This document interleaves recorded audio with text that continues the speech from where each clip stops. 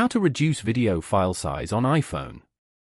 To get started, first of all go ahead and open up the Safari application on your phone. Once you're here, type in compress video in the search bar and press enter. From the results, go to freeconvert.com. On this page, tap on Choose Files. Then, tap on From Device. Here, select Photo Library. You can choose videos from your camera roll over here. Select the video you want to compress from here.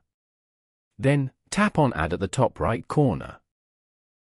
And then, tap on Compress Now. Wait for the video to upload and then tap on Download below. Tap on Download again to confirm. You have now successfully downloaded this video. Go to Downloads to view the file. Following these steps, you can easily reduce video file size on iPhone.